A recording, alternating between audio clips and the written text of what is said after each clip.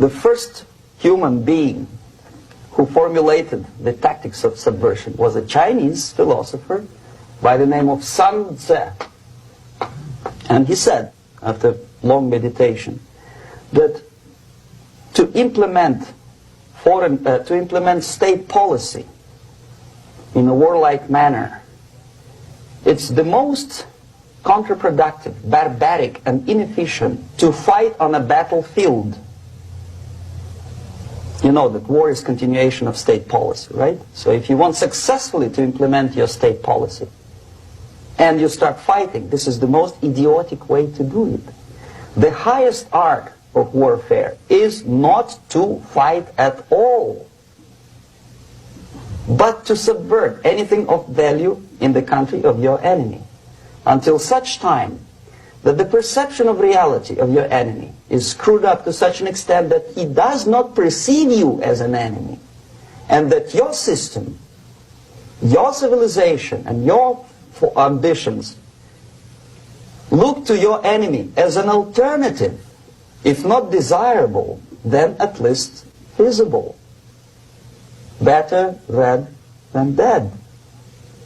That's the ultimate purpose, the final stage of subversion, after which you can simply take your enemy without a single shot being fired, if the subversion is successful. This is basically what subversion is.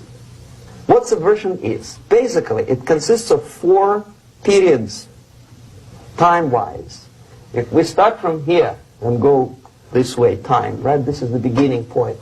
The first stage of subversion is the process which is called, basically, demoralization. It says for itself what it is. It takes from, say, 15 to 20 years to demoralize a society. Why 15 or 20 years? This is the time sufficient to educate one generation of students or children. One generation, one lifetime span of a person, a human being, which is dedicated to study, to shaping up the outlook, ideology, personality. No more, no less. Usually it takes from 15 to 20 years. What it includes? It includes influencing, or by various methods, infiltration, propaganda methods, direct contacts, doesn't really matter. I will describe them later. Of various areas where public opinion is formulated or shaped. Religion, educational system, social life, administration, law enforcement system. Sometimes when I describe all the methods, students ask me question, are you sure this is the result of the Soviet influence? Not necessarily. You see, the tactic of subversion, about which I'm talking, is similar to the martial art, the Japanese martial art. If some of you are familiar with that tactic, probably you will remember that if an enemy is bigger and heavier than yourself, it would be very painful to resist his direct strike. If a heavier person wants to strike me in the face, it would be very naive and counterproductive to stop his blow. The Chinese and Japanese judo art tells us what to do. First to avoid the strike, then to grab the fist and continue his movement in the direction where it was before, right? Until the enemy crashes in the wall. You see? So, what happens here? The target country obviously does something wrong. If it's a free democratic society, there are many different movements within the society. There are obviously, in every society, there are people who are against this society. They may be simple criminals, ideologically in disagreement with the state policy, conscientious enemies, simply psychotic personalities who are against anything. Right? And finally, there are a small group of agents of a foreign nation, bought, subverted, recruited. Right? The moment all these movements will be directed in one direction, right? This is the time to catch that movement and to continue it until the movement forces the whole society into collapse, into crisis, right? So that's exactly the martial art tactic. We don't stop an enemy.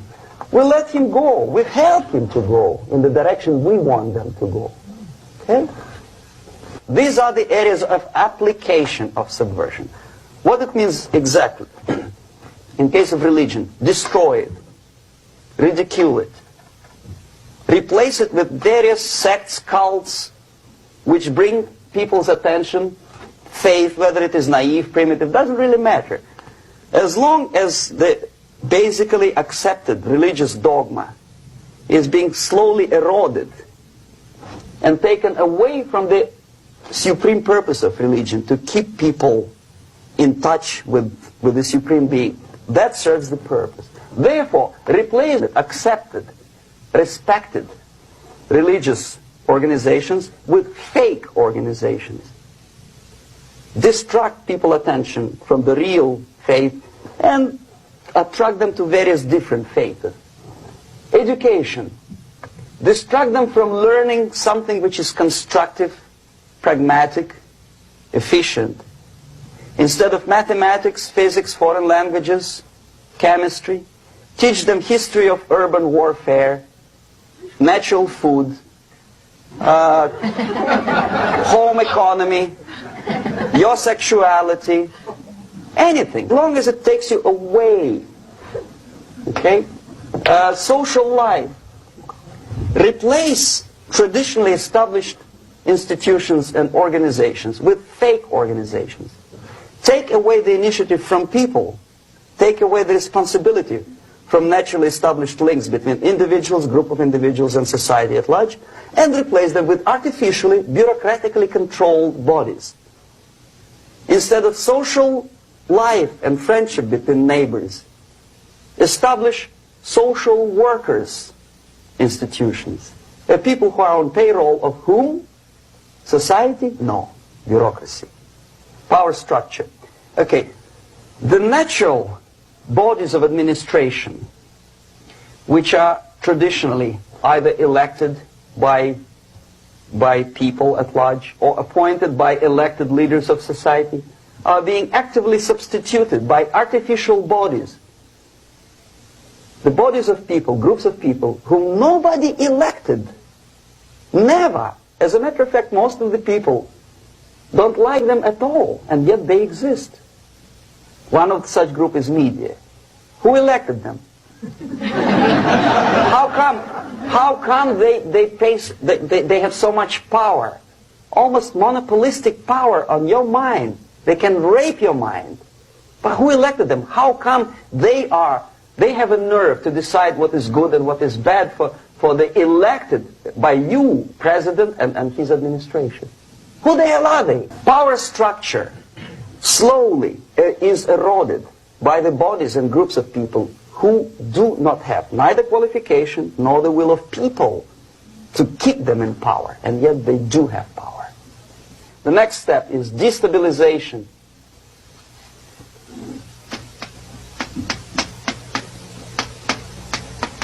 Again, this word says for itself what it is. To destabilize all the relations, all the accepted institutions and organizations in a country of your enemy. How you do it? You don't have to send a battalion of KGB agents to blow up bridges. No. You let them do it themselves.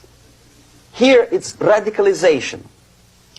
On the stage of destabilization, we cannot come to compromise even within a family. The husband and wife couldn't figure out which is better.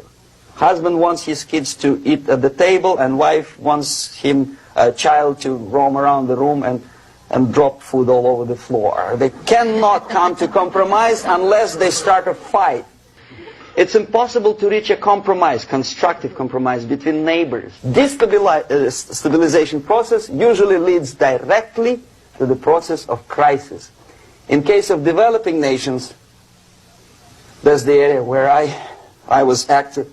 The process starts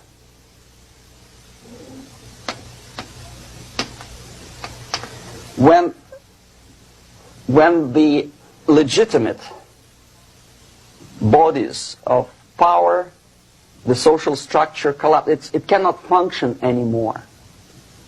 So instead, we have artificial body injected into society, such as non-elected committees. You remember I was talking about them here. Social workers who are not elected by people, media who are self-appointed rulers of your opinion, some strange groups which claim that they know how to lead society forward. They don't usually. All they care is how to collect donations and sell their own concocted ideology, mixture of religion and ideology.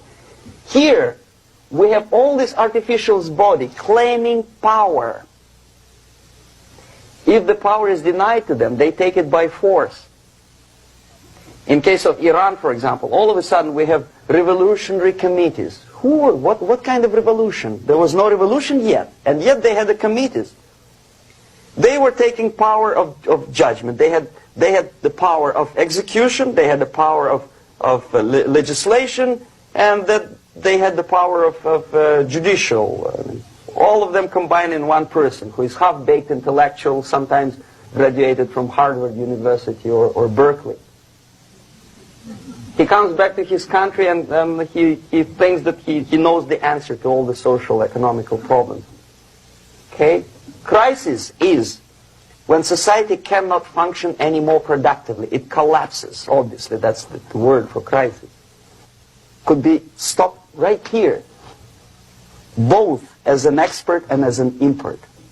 And that takes one step, one very important thing to do. You don't have to expel all the KGB agents from Washington, D.C. The most difficult and at the same time the simplest answer to the subversion is to start it here and even before, by bringing back the society to religion, something that you cannot touch and eat and put on yourself, but something that rules society and makes it move and preserve it. So the answer to ideological subversion, strangely enough, is very simple.